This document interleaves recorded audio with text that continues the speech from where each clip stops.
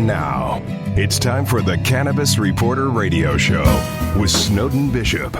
Listen in as Snowden interviews cannabis industry pioneers, marijuana experts, policymakers, medical practitioners, patients, and other amazing individuals with compelling stories to share. It all happens right now. Here's the Cannabis Reporter, Snowden Bishop. Hi, and welcome back to the Cannabis Reporter Radio Show. Thank you for joining us. I'm Snowden Bishop, and I'm excited about today's show because we have a cannabis legal expert and speaker, Patrick Nightingale, to help us make sense of some of the bizarre developments on the cannabis front. There's no shortage of bizarre news to keep up with lately. Keeping pace with it all is just too overwhelming, and making sense of it is even more overwhelming.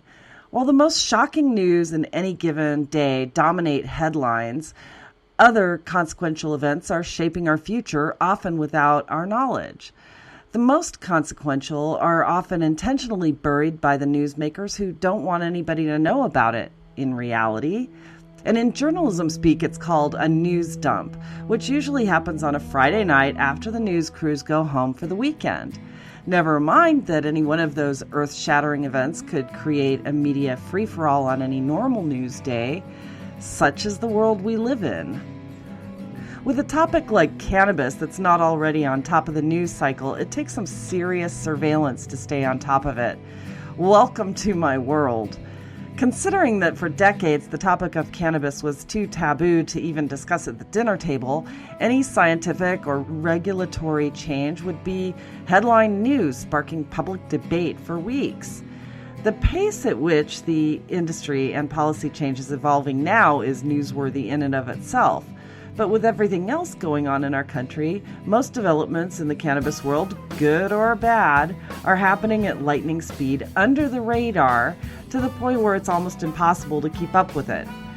Even some lawmakers are in the dark about regulatory changes, especially when agencies like the DEA and FDA dump news to avoid unwelcome publicity, and uninformed jurists rule on court cases, further blurring the lines of justice. Case in point, Arizona's inane ban on medical cannabis concentrates, which we talked about a couple of weeks ago. Another is California's adult use policy, which promises to create tons of jobs, attract investment into the state, reduce prison populations, open the door to scientific research, and bring in billions of dollars in revenue into the state's coffers. It would be the last place I'd look for bad news on the regulatory front, so you can only imagine my surprise to learn that CBD, the harmless, non-psychoactive cannabinoid that helps children with epilepsy, can no longer be used in any food product or dietary supplement sold in the state of California, not even in dispensaries. Why has to do with new FDA policy, which has to do with another major development that few people heard about.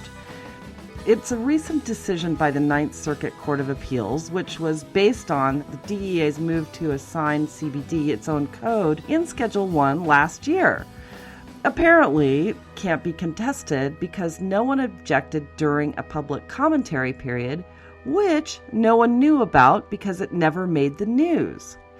That's the topic of today's show, and I am grateful that cannabis attorney Patrick Nightingale is here to explain it to us. Thank you so much for being here. I really appreciate it. Thank you for the opportunity to talk about some very important issues facing the emerging cannabis industry in this country. It's the bane of my existence because, I'll write something one day and then the next day it turns out to be completely untrue. And I have to go back and sort of recraft the information so that people don't get even more confused when they read what we write. And often, with interviews, it's hard to go back and revisit those issues. So I know that people just understand that this is an ever-evolving change environment, if you will.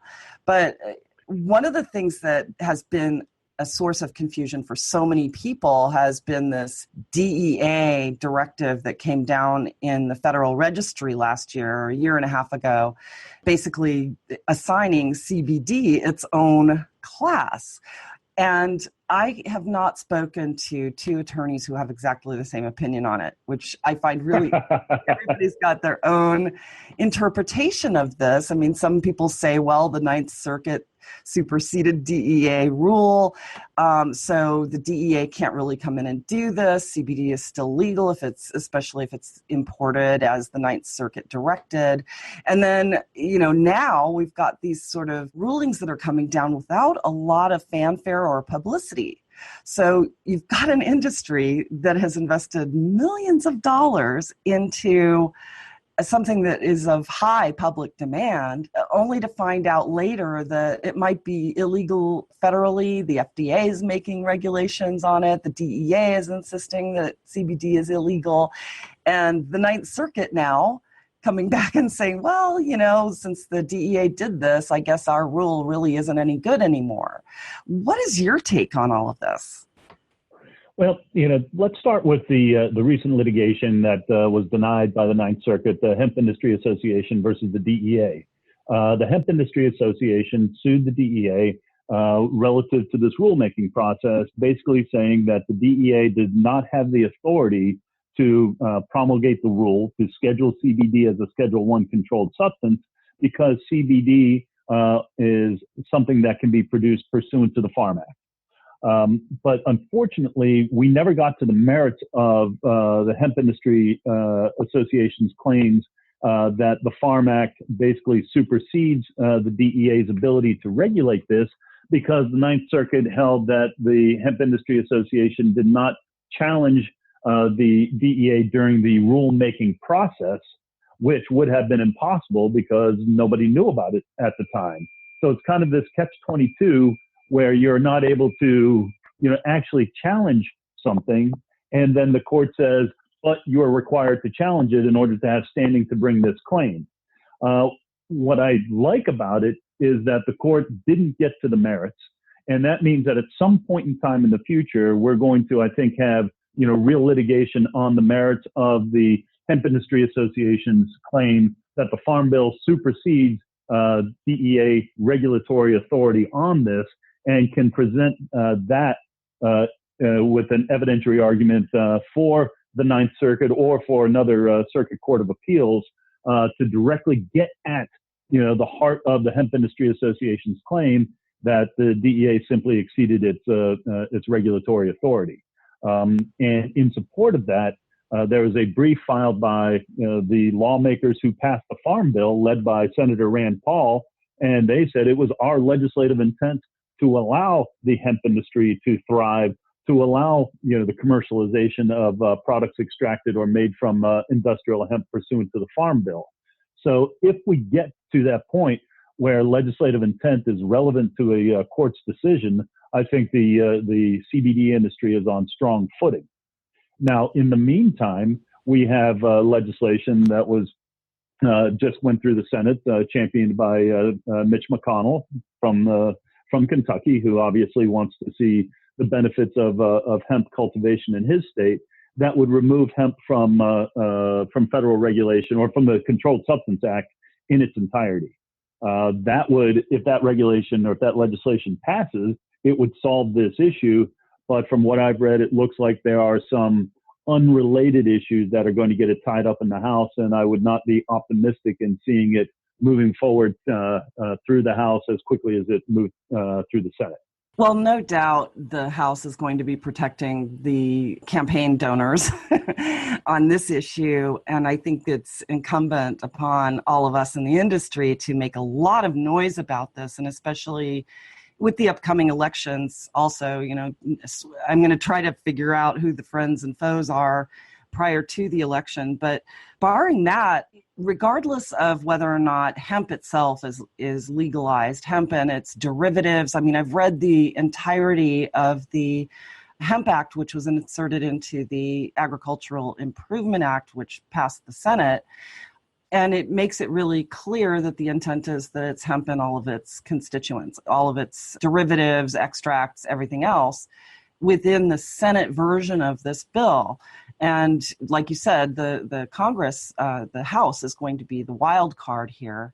But what my question would be is that a molecule is a molecule regardless of where it comes from.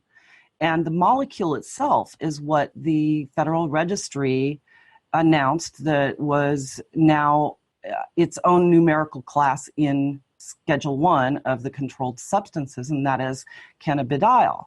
So even though all of the constituents of hemp would be taken out of Schedule 1 in the farm legislation, what about CBD? I mean, let's say chocolate has a lot of CBD in it, cannabidiol. CBD is a Schedule 1 numerical class. So how does one reconcile all of the constituents of the hemp plant with the fact that CBD, the molecule, regardless of where it comes from, is still in Schedule 1 because it did not specifically exclude or include CBD in the Farm Bill? What is remarkable and what is frustrating to me is that we're even having a discussion about it being placed in Schedule 1. Circle back to the beginning and talk about what is a Schedule 1 controlled substance. A Schedule 1 controlled substance is a substance with no medical benefit and a high potential for abuse. How in the world does non-psychoactive cannabidiol meet the criteria of potentially having a high potential for abuse? How is one even abusing this particular chemical compound? Well, I use a lot of it and my swelling goes down. Well, that's abuse and it must be Schedule 1. That doesn't make any fundamental sense whatsoever. And I think that that's one of those areas where if we can, the industry can get this, get a lawsuit and frame the issues properly, that we can really have some success in saying, DEA, you are insane because you have absolutely no empirical way to prove that CBD meets the Schedule 1 criteria. Well, they can't prove it with THC either, but we're stuck with that at the moment. So that is something that I consider absolutely frustrating and maddening about this. And then again, just as you said, they've made CBD, the chemical compound, a Schedule 1 controlled substance, regardless of the source from which it is derived. So you could potentially, not potentially, but absolutely have CBD derived from plants that have nothing to do with marijuana. CBD can be extracted from hops, for example. So now that is a Schedule 1 controlled substance. It really, I don't think it is sustainable, but the DEA has proven that it'll do whatever the hell it wants to do because it is very difficult to challenge the DEA by filing the administrative appeals, preserving the issues, and then spending literally years of trying to litigate against them before you can actually get into a court of law. See, what I find really astonishing is that the DEA is among a number of governmental agencies that really are not held to account to justify their laws, aside from just making an arbitrary decision about it.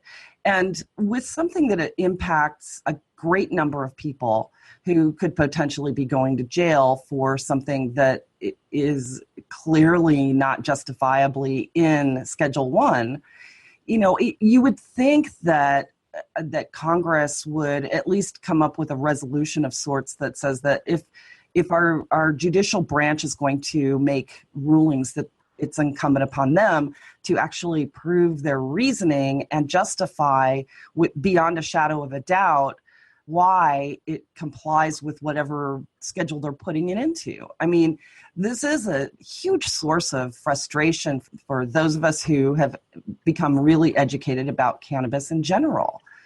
And I think that the judicial branch should be out of politics altogether. But unfortunately, such is the life we're living right at the moment. Well, and a difficulty for the judicial branch is, you have to bring a case in controversy before a court. Outside of the Supreme Court possibly advising Congress on the potential constitutionality of legislation, courts really cannot offer declaratory opinions. They can't take an issue and just say, okay, we're going to write about this issue to try to give some guidance as to how we would react if this came before the court. because, the court wouldn't necessarily have all the facts or, be able to, frame its opinion in a way that wouldn't potentially, demonstrate bias against a party that could potentially bring that type of case. So, looking to the judiciary to be proactive with this is something that's going to be very, very frustrating. And just like with the Hemp Industry Association, there are regulatory rules and administrative rules in place that are going to be frustrating for the industry to fight with, because, oh, you mean 5 years ago I had to make an objection to this when we didn't even have this this industry in existence? And those types of impediments, I think, are what are going to be extremely frustrating for lawyers and their clients moving forward. When a lawyer tells a client, well, I can't challenge, CBD Schedule 1 classification because I didn't challenge it during the rulemaking process. I want to say we need legislative action on this. We do see some, significant progress with Congress being more and more attuned to the needs of both the hemp industry and the cannabis industry. But, one or two people who do not want to see this type of legislation move forward can easily kill legislation in committee, tie it up, or, refuse to act on it, have a hearing on it, refuse to bring it up for a vote. In the meantime, we've got California saying we're going to kill, this, soon to be billion-dollar industry because we consider CBD a food product, and we're not permitting CBD to be added into food products. So everyone's out of luck. That cannot possibly be the path forward. We cannot, take, this extremely lucrative industry and all the people that have invested in it and opened up shops and are proceeding to make good income and to pay taxes and to hire employees, and then suddenly say, wait a minute, we're going to strip this away from you because the FDA says it's not a food product. Right. And when did the FDA become the end-all be-all on this? I mean, obviously they regulate the food industry, but is CBD, especially hemp-derived CBD, that goes into, for example, a drink mix, something we're familiar with, is that really a food product, or is that just CBD in its manifestation as a specific, it's not being added necessarily to a food if it's being added to water and it just happens to have attributes to it such as flavoring or what have you? I mean, is that really making it a food substance? I was looking at the FAQ from California's Department of Health, and not only do they say CBD cannot be added to a food product, but they also use that catch-all term, a dietary supplement, which I think is where the industry right now is saying, okay, this is why we're able to sell these products. We're not making specific medical claims about it, but we're offering it as a dietary supplement. So in that California FAQ, it seems to go as broad as possible in saying we're banning it all, whether or not it's added to a food product, whether or not it's just a straight extracted oil, whether or not the CBD is grown in or the hemp plants are grown in California or they're grown out of state. CBD extracted from hemp, we are not permitting. While in the meantime, we are regulating a cannabis industry that has food products that are high in psychoactive THC. It's just nonsensical. And I think that is demonstrating some of the challenges that we have with an unregulated industry or a lightly regulated industry. I think that the lightly regulated CBD hemp extract industry has been good for business, but it's bad for regulators. And they get scared when they see things that are generating money that they can't regulate, that they don't know exactly what's going on with it. And you're going to see that regulatory overreach that we saw with the California Department of Health and with the FDA and the DEA. Right. See, and I wonder if there are studies right now about any deleterious effects of CBD, because every single doctor or scientist that I've interviewed, and I've interviewed quite a few, have said to me that there is absolutely no toxic threshold for CBD, and in fact, marijuana itself has never killed anyone, unless it's somebody behind a wheel who was so inebriated that they couldn't function. Or, a bale of marijuana drops on their head and breaks their neck. Right. Or they get shot in the process of smuggling it. Mm-hmm. Yeah, I mean, the collateral dangers, but not the direct risks associated with it. I mean, right. every time I'm out speaking publicly to groups of lawyers or educating law enforcement or something like that, one of my favorite questions to ask is how many deaths have been caused by acute cannabinoid toxicity? How many people have overdosed from cannabis? And usually there's one person in the back of the room who raises their hand because they know the answer to the question. But, to a person, people who are not familiar with this industry or with the advocacy are stunned when I tell them that not a single human being in the entire history of the human race has ever overdosed on cannabis. And then, of course, my joke is, and believe me, ladies and gentlemen, we've tried. And that demonstrates that, we're dealing with probably one of the safest non-toxic, chemicals or plants known to man. And THC's got the psychoactive component on it, but industrial hemp with these harmless little CBD cannabinoids that, can have tremendous benefit is treated as if it's the same as heroin or meth. And that's bonkers. Yeah, it's absolutely wrong. And I really don't see a way out of this in our current political environment. And I think that it really is going to take educating a whole new batch of legislators who have not been completely brainwashed to really start hammering the DEA and the FDA about this issue. I hate to say it this way, but, literally money talks. And at the end of the day, if you cannot get someone to change their mind, throw a big stack of cash in front of them, and then they might start thinking about it. John Boehner, perfect example. I on the one hand want to say, former Speaker Boehner, get away from us. You've done more harm than you can ever remedy in your positions about cannabis when you were in office. The other part of me wants to say, well, John, you've seen the light, whether it's the green light or the cash light, but welcome to the team and help us convince your fellow conservatives that we need to have comprehensive reform, and it's in everybody's best interest. Yeah, of course. And I was very, very surprised at the overwhelming support for the Hemp Act this round in going into the Agricultural Improvement Act. It's a sign that we're getting closer on a regulatory basis, but we still have a long way to go because there's still so much confusion about it. And I also think that, as you said, money talks, and I think that people are really afraid to stand up to the DEA and the FDA because legislation about both entities comes from the special interests. I mean, we've got billions and billions of dollars at stake in the private prison industry and in the pharmaceutical industry and in the fuel industry for that matter. And I think that there's still a lack of courage amongst our legislators to go up against some of those most powerful lobbies. I keep going back to Citizens United because I think that that's a huge part of the problem. But I was also very encouraged to see John Boehner actually step forward as an advocate for the industry. And I think that with him on board in this fight, we have a much better chance of convincing some of the old school conservatives who were against cannabis regulation altogether for, not just their political lobby reasons, but also because they've been convinced through a lifetime that it's the devil's weed. And yeah.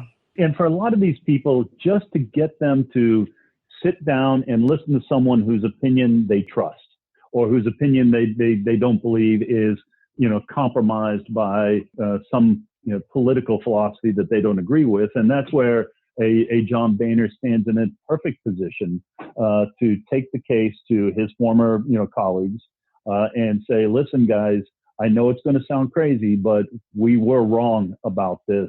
And here is the potential to, benefit to grow our economy, to generate tax revenue, to put people to work. And believe it or not, we should also care about reducing our prison population. And this would really go a long way to making, political conservatives, look pretty good about tackling criminal justice reform issues. Well, and especially since the civil rights aspect of the criminal justice reform has always been something that is championed more on the liberal side of the aisle than on the conservative side of the aisle. And I think if they want to bring voters together on issues and start getting some of the more liberal voters to start considering more conservative candidates, they'd be really well served to embrace this as an issue, I think. And that reminds me of something too. I don't know if you're familiar with what has been going on in Arizona, but one of the most conservative counties where you've got prosecutors who have been actively fighting against any kind of marijuana reform. They write editorials every single week, and they've received millions of dollars, literally, from pharmaceuticals, alcohol, and private prison industries to feed their election campaign coffers. And they actually managed to pass a law in their jurisdiction through the courts that banned all extracts of the cannabis plant on the basis that... Yeah, they banned concentrates. Right, they banned all concentrates, any kind of resins or oils or any kind of extracts whatsoever, and basically determined that the only thing legal, and it's sort of an obtuse interpretation of the medical law here in Arizona, the Arizona Medical Marijuana Act, that the only thing that's legal really is just marijuana defined as the flower and any preparation thereof, which they don't interpret to mean any extract thereof. And it went all the way to the appellate court of Arizona. And the jurists there determined that indeed marijuana is not cannabis as defined by the criminal code.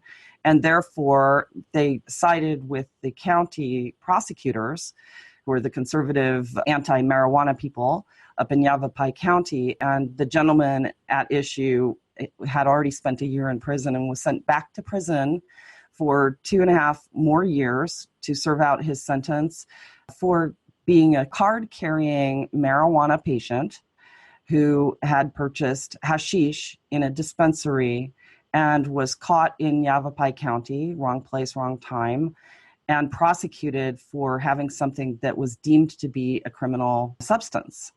And it's a felony, and 3.5 years later with a felony record and completely damaging his future. And I cried when I learned about it because I was just so incensed. And I interviewed an attorney who's working on the appeal again, or taking it to the Arizona Supreme Court. And, it boggles my mind how someone educated as a judge must be to become a judge, to look at that interpretation. And obviously the voters intended for extracts because no mother wants to give their child a joint to smoke if that child has epilepsy. So it tells me that, for each, 2 steps forward that we take, someone's going to make us take a step or a step and a half backwards. We continue to deal with the stereotypes associated with medical cannabis, with adult use cannabis. I did a presentation, a talk recently, and the title of it was Second-Class Citizens Confronting the Stereotypes Facing Medical Cannabis Patients. And, to try to address literally decades worth of reefer madness propaganda that never had any basis in fact, never had any basis in science, but which is accepted as fact. It is very frustrating for me to go into a court or to meet with a legislator or to talk to someone, and the first thing I hear out of their mouth is, well, Pat, it's a gateway drug, so, I don't want to increase heroin use. I'm like, where did you come to that conclusion? Look at Colorado, for example, where heroin use is down. The gateway myth has been widely debunked. And then they move to the next favorite talking point. Well, of course, marijuana kills brain cells and increases your risk of lung cancer. Like, where do you get this? Are you aware that the United States government, Department of Health and Human Services, has a patent on THC as a neuroprotectant, meaning it heals brain trauma, not causes brain trauma? Oh, we didn't know about that either. Well, isn't there 4 times as much tar in a marijuana cigarette as an average cigarette? Yes, there is. However, there has never been any correlation between chronic smoking of marijuana and lung cancer or cardiopulmonary disease or anything like that. And take it a step further, we also use methods of ingestion that do not involve combustion. And in fact, in many cases, that method of ingestion, especially for a patient, may be superior for the delivery of cannabinoids. And it's the 21st century. It's 2018. We've got 29 medical states. We've got 8 adult use states. Washington, D.C. has legalized for both medical and adult use.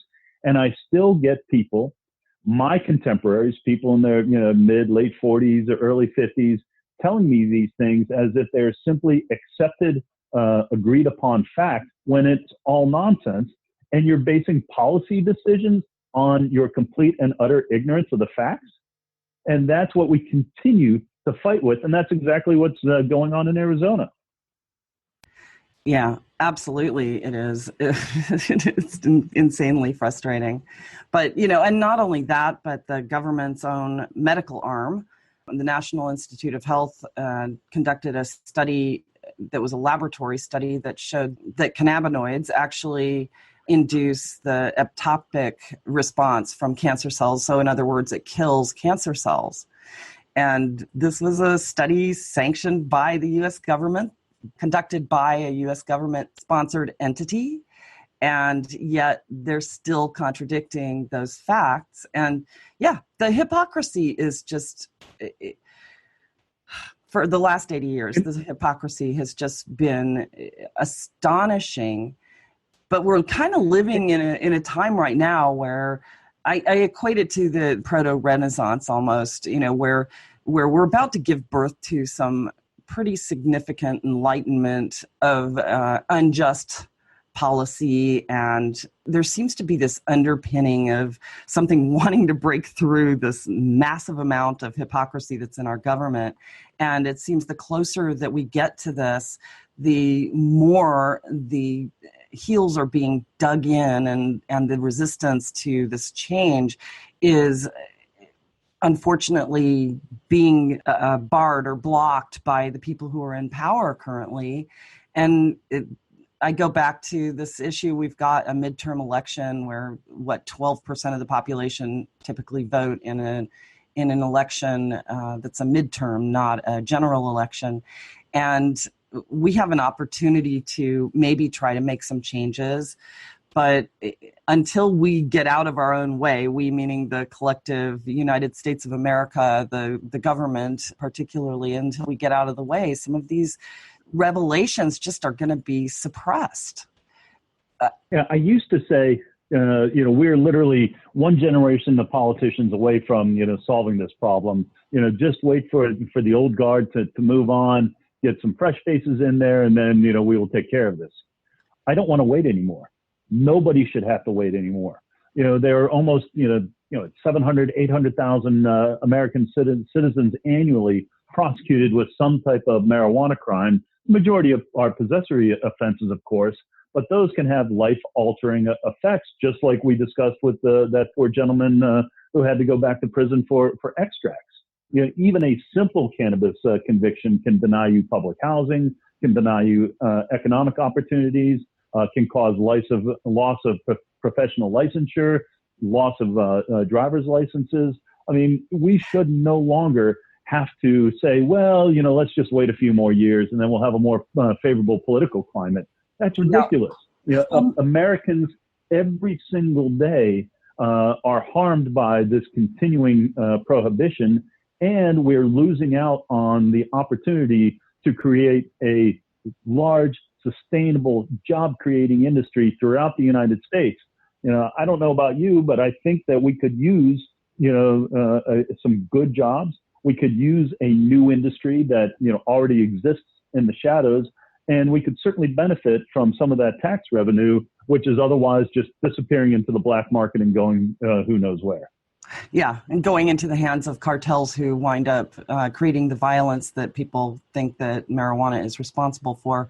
But yeah, and also, one of the other things that in the long list of problems that prohibition is causing, one of the things you didn't mention is the fact that in many instances, felons lose their right to vote. And Yes. so they're taken out of the decision-making pool, which I think is really voter disenfranchisement is huge. Yeah. Absolutely huge. Yeah, I'm in Pennsylvania where a felon who is not actively serving a sentence can vote, but states are different, on a state-to-state basis, and under no circumstances should we be disenfranchising a large portion of our population. And consider this, across the board, people of color in this country are charged with and convicted of cannabis crimes at a far higher rate than their white compatriots, despite similar rates of usage. So this type of voter suppression, using marijuana convictions to keep someone from being able to vote, is having a disproportionate impact on our communities of color. Well, if you go back to like the Nixon-Ehrlichman tapes, you'll know that one of the primary reasons they knew that marijuana was not dangerous. They knew that it wasn't causing problems in our society. In fact, if anything, it was helping. But what they also knew is that the people who were bringing marijuana into the public eye and making it popular were vehemently against Nixon's policies. And the one way to solve it was to have those people thrown in jail. And they admitted this on tape. Yeah, I think it's something like, we knew we couldn't criminalize being poor or being black, but we could take away from them something that they enjoyed, and that was the next best thing. Something like that. It was just, heinous, absolutely heinous, that as a matter of national policy, that it was so nakedly and blatantly not only political, but political and racist and based on absolute lies. Yeah, we seem to be in like a 35-year cycle of this. The same thing happened in the late 1930s with Anslinger and Hearst and DuPont and that whole conspiracy with the reefer madness. That campaign was absolutely, hands down, one of the most brilliant PR campaigns in our history. The second most brilliant PR campaign was that of that Vietnam era, when they actually were able to convince people that marijuana needed to be Schedule I, along with all of these other drugs that people were, enjoying at that time. And now we have yet another one of the most brilliant PR campaigns going on in the history of mankind, which isn't necessarily related to cannabis per se.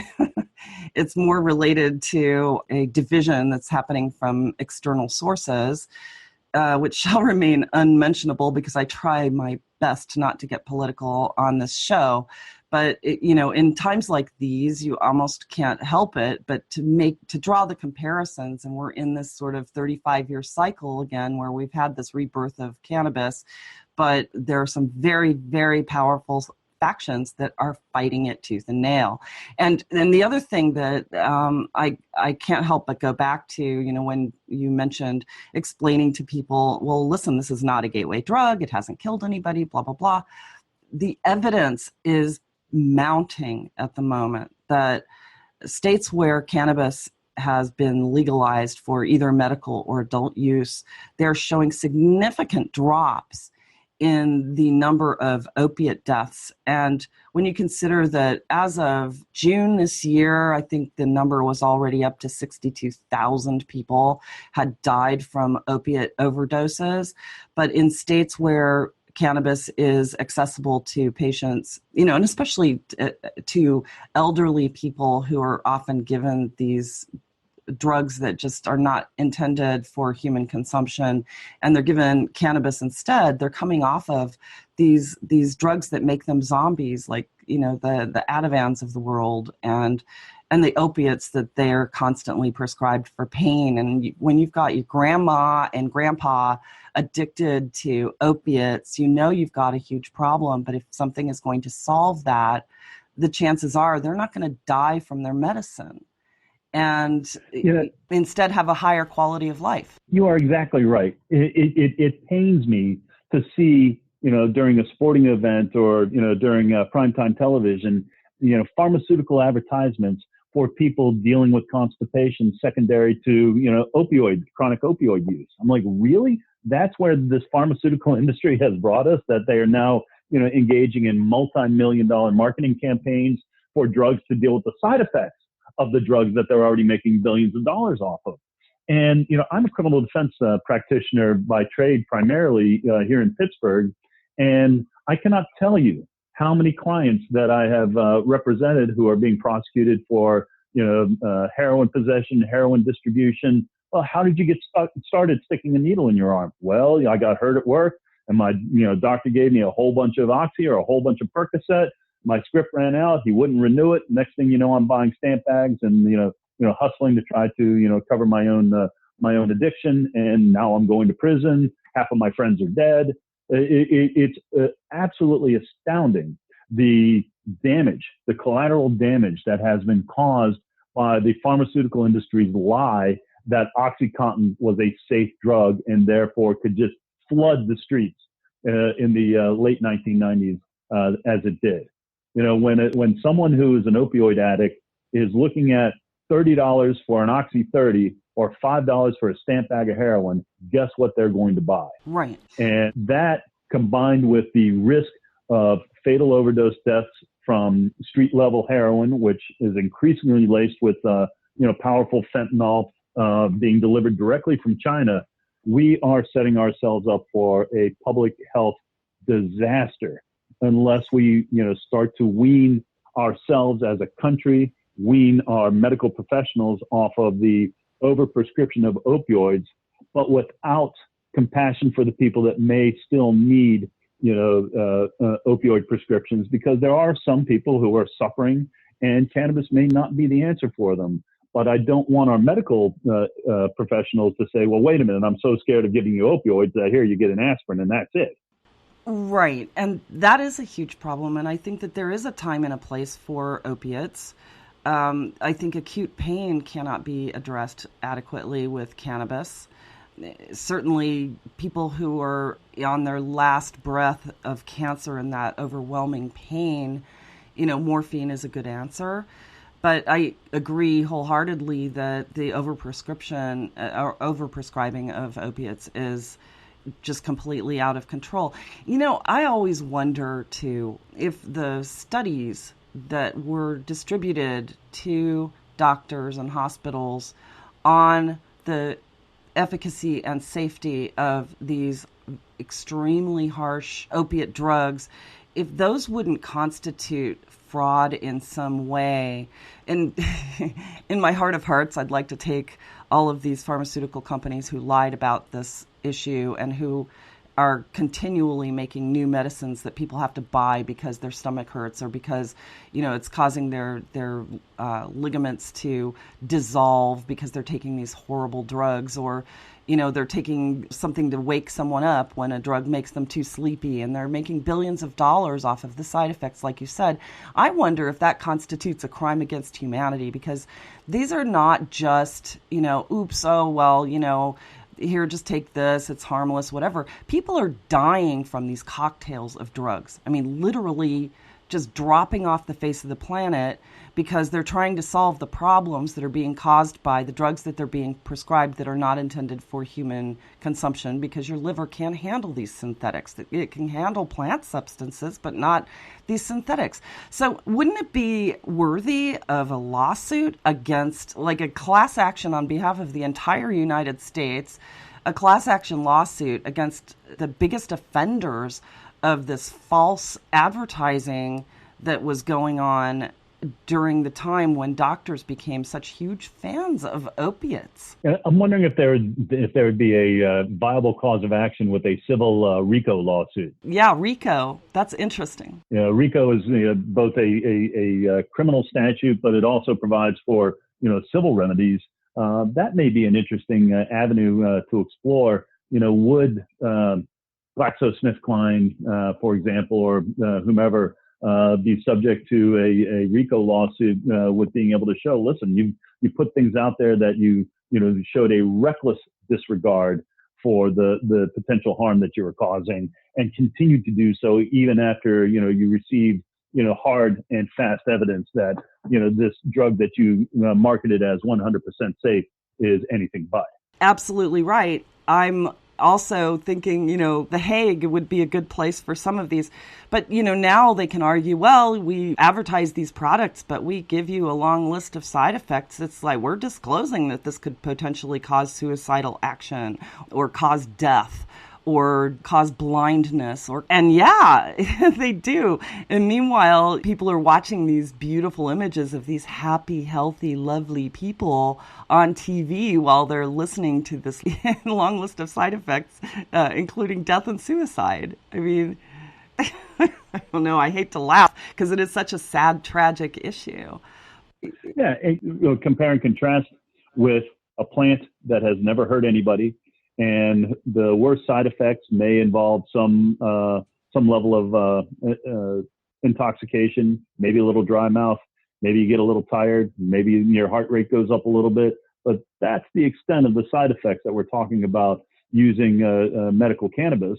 And I think that we're rapidly getting to the point where physicians are going to start to say, you know what, let's start with a natural, non-toxic treatment alternative for your pain. And if that doesn't work, then maybe we can talk about, a more powerful prescription medication. But let's not start with the highly addictive opioids and then try to back out of that once the patient gets addicted. And you're like, oh, nuts. Now we've got to, explore non-toxic natural treatment alternatives. See, if the DEA were complicit with the pharmaceutical companies who were clearly not disclosing all of the terrible side effects, and in issuing licenses for companies like Insys to import vast quantities of opium poppies from Afghanistan and coca leaves from Colombia and all of these other substances that create their toxic drugs, and allow them to put their synthetic versions of these molecules that are in cannabis or coca or poppies into forms that actually are toxic to the human kidneys and liver and cause brain damage and cause these other side effects. If one in their fantasy of fantasies were to have a case, a RICO case against pharmaceutical companies, wouldn't the DEA, the powerful elite part of the DEA, be complicit in those violations as well? Yeah, I like it. I like the theory behind the cause of action, because these companies would not be in the position to put toxic pharmaceutical products out there without the DEA giving them the green light to manufacture these products and distribute them. Well, that and the FDA as well, because the FDA is allowing these studies to go through without requiring the burden of proof from outside studies. A lot of, it's like, what's a good analogy? I love the, fox guarding the hen house theory, but when you're looking at the FDA, which is clearly a more political body than it is a safety regulatory body in terms of its function, and they're looking at studies that are actually produced by the pharmaceutical companies to prove the efficacy and safety of their products, and then granting them permission to distribute for sale these products to the public, rather than kind of looking out for the public's best interest. They're really protecting these companies. And, Monsanto's one of them. And, I can't even get started on that side of the equation, because I really believe that there have been some just egregious violation of human rights in terms of presenting people with products that are supposed to be safe but contain large quantities of glyphosate, which is partly responsible for a lot of the neurological conditions you see in children. It's really pathetic. Okay, I digress. But, the FDA, they're approving these things as well. And I would think that we need to get to a place in our country where the regulatory bodies are actually protecting the residents of the United States as opposed to protecting the corporate interests. And this is where I think we need to have like public outcries, but a lawsuit. I wish, if I had billions of dollars in my pocket, that's how I would spend it. I would spend it on going after some of these injustices. I like your thinking. Yeah. Yeah, it really is kind of turned on its head. The DEA literally has a war against American citizens because it has locked itself into this belief that it's got to protect us from which substances we use to recreationally intoxicate ourselves with. Alcohol's fine, marijuana, oh my God, we got to put you in jail. Well, DEA, why? And why is it the position of your agency to double down on taking rights away from Americans as opposed to trying to find a way to work with Americans? And the FDA, just like you said as well, wait a minute, whose side are you on? Are you not supposed to be protecting the consumers in this country as opposed to making it easier for corporate interests to become wealthy by saying, hey, we got FDA approval, so this substance is harmless, off you go, and then 10 years later you realize, oh, this wasn't nearly as harmless as we thought it was. Sorry, our bad. We'll try to do better next time. That you're exactly right. These agencies are failing the American public, but they're benefiting the corporate interests that are trying to simply use an FDA approval to say, hey, this is safe, when in fact it is not. Yeah. It is just, it just seems so criminal, so criminal. So let me ask you this.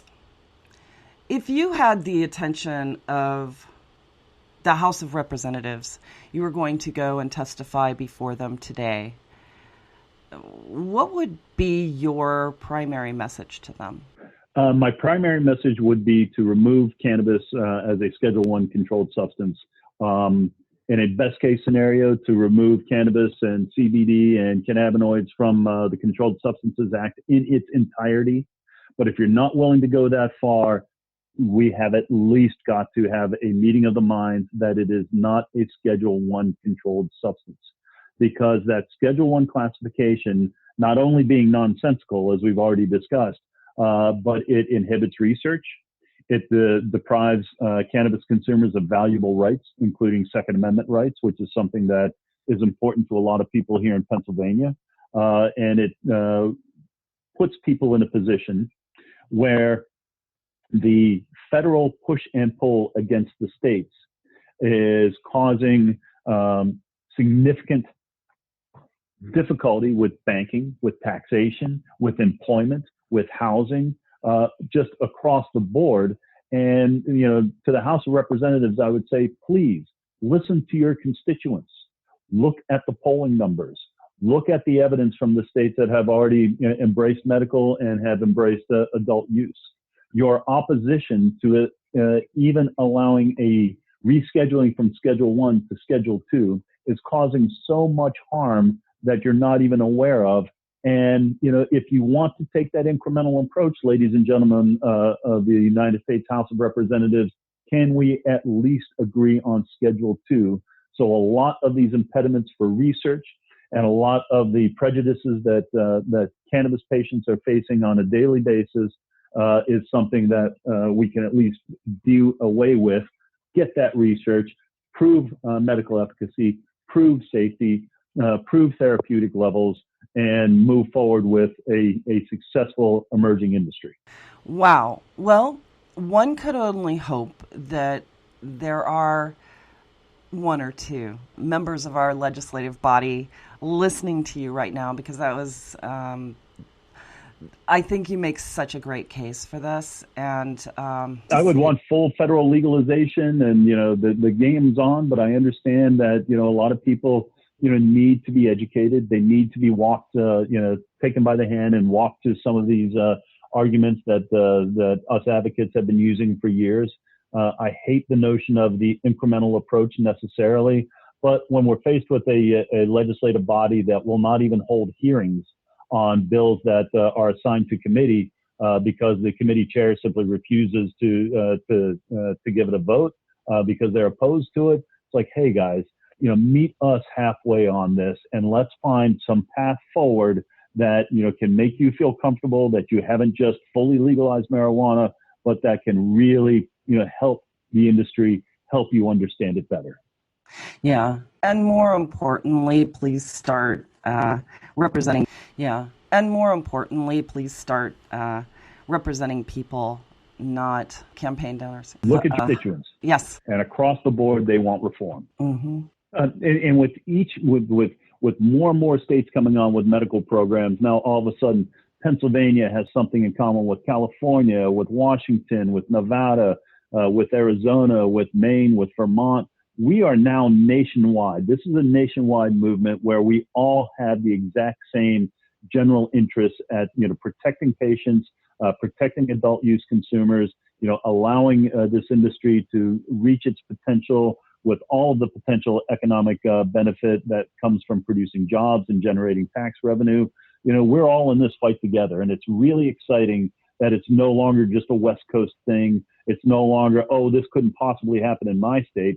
Because I tell you what, if Pennsylvania can pass a comprehensive medical cannabis law that permits high quality concentrates to be sold through our dispensaries, anything's possible. Yes, indeed. And I think that Pennsylvania has really taken the lead on looking out for the patients in their new policy.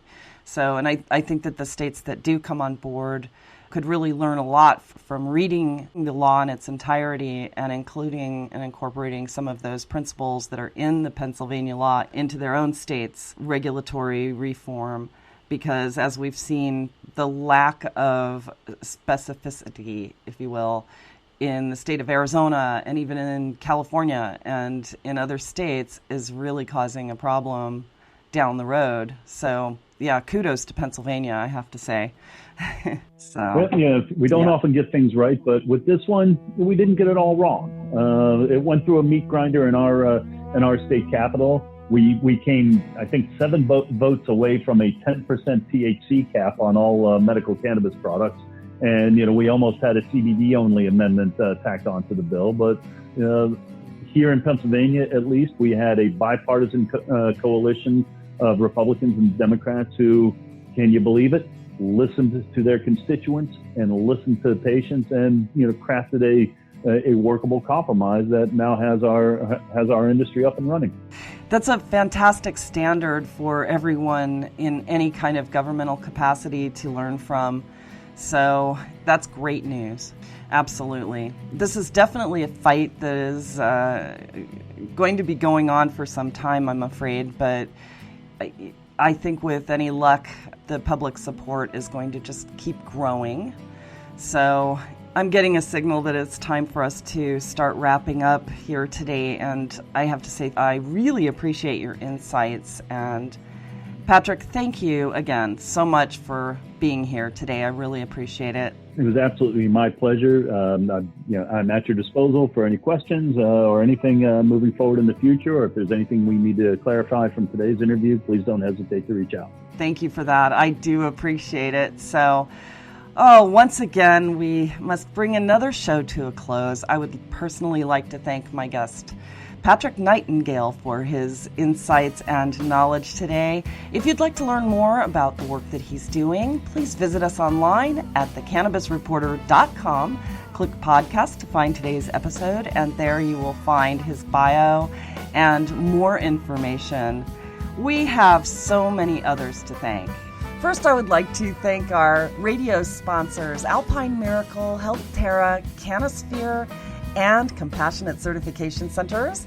We certainly couldn't be doing this without you. I'd also like to thank our production team here at the Cannabis Reporter for always making us shine, and XRQK Radio Network and Society Bites Radio for distributing our show. And last but not least, thanks to all of you for listening. I'm Snowden Bishop, inviting you to join me again next week, same time, same place, for another episode of the Cannabis Reporter Radio Show. Until we meet again, be safe, stay informed, share what you've learned, and make it a great day. Evergreen's calling.